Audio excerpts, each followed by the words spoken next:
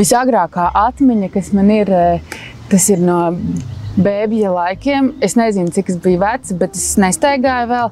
Es atceros, kad es gulēju gultā, atvēru acis un uz sienas bija no loga tā kā spīdēja gaisma. Es atceros to, ka man bija perfekts miedziņš. Kad es izgulējusies un ir ļoti labi. Man liekas, ka mans labākās īpašības ir tas, ka es esmu tik gara un es varu palīdzēt īsiem cilvēkiem veikalos dabūt preces no augšējiem plauktiņiem. Bieži vien sanāk atsist galvu. Pieri tieši.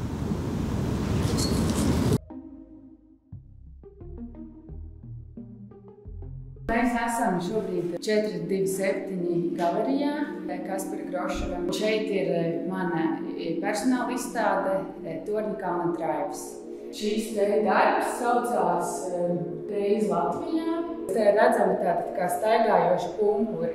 Viņiem nav acis, viņi vienkārši iet uz priekšu, taustās un meklējās.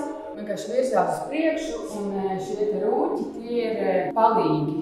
Olā ir kaut kas iekšā, bet to es nevaru teikt, jo tas ir noslēpums. Un šo darbu es gleznoju ļaviņās. Tur ir ļaviņu kalni, uzbērumi, un man tā aina vienmēr ir atgādinājusi kaut kādu citu planētu. Tad šie te radījumi ir pigmentu vācēji, un arī darba nosaukums ir pigmentu vākšana. Un viņi paši ir veidoti no tiem smiltīm. Viņi tā kā šļūkājās šurpu turpu pa tiem visiem kalniem, stumji, pigmentus vāc, grūž atpakaļ, savā starpā vienkārši ņemās un darbojās. Divi rūķi, kuri arī pozēja Latvijas darbam, Leonardiņš un Eduardiņš, viņi arī ir uzaicināti šeit piedalīties izstādē. Un jā, viņi man palīdzēja ar darbu iekārtošanu un vispār ikdienā mēs visu laiku dzīvojam kopā, viņu mājās ir 5 gabali. Un tad kādus aiznes uz skolu, uzstādījumos, daudz paliek mājās un vienkārši viņi ir visur. No Rozentāla skolas mācību procesa, kad es tur mācījos, iespaidu uz mani ir atstājusi noteikti Aija Jurjāne. Tieši tajā veidā, kā viņa vadīja stundas un kāda bija viņas attieksme pret jauniešiem un arī noteikti disciplīna. Daudz lietas, ko viņa stāstīja stundu laikā, es atceros, kad es pat nesapratu, par ko viņa runā, bet tad paiet kaut kādi 3-4 gadi, un tad man ir tāds, jā, laikam, ka tas bija tas. Man liekas, ka viņa netaupīja sevi tajā mācību procesā. Jā, viņa iemācīja man attieksmi pret darbu. Šobrīd atkal tā kontrasta lieta. Jā. Jo tas ir, šī daļa sanāk tavā darbā pie 3. plāna. Tā kā šis 1, tas ir 2 un tas ir 3. Un tagad viņš ir tikpat tumšs kā 1. plānā. Man liekas, ka tev vienkārši ir šobrīd viņas tā kā masīva siena gan šeit, un abi divi pilnīgi vienādi. Varbūt tev vajag paskatīties kaut kādus caurumus, kur tev izpīd cauri, jo tagad arī papēt tos zarus un lapas. Tur viņiem ir sistēma, kā viņi stiprinās pie tiem zariem. Varbūt tev vajag kaut kur vismaz norādīt, kaut kādu atsevišķu daļu papētīt vairāk, kur tev ir tie zari un kur izpīt cauri. Un es tagad skatos uz to ūdens daļu. Vienkārši tur atspīd debesis un tagad tonāli viņas ir tumši, jo samiedz acis un salīdzina šo te gaismu, kas ir šeit priekšplānā zālē, ar ūdeni, tad viņi ir līdzīgas, tās gaismas. Rozentāla skola ietekmē man dzīvi ar to, kad es tur mācījos, un tālāk es turpināju mācības akadēmijā, un tad diezgan strauji pēc akadēmijas es atkal atgriezos Rozentāla skolā, bet kā pasniedzēju. Vistiešākajā veidā tā ietekmē manas ikdienas gaitas. Jā, es tur visu laiku eju un esmu.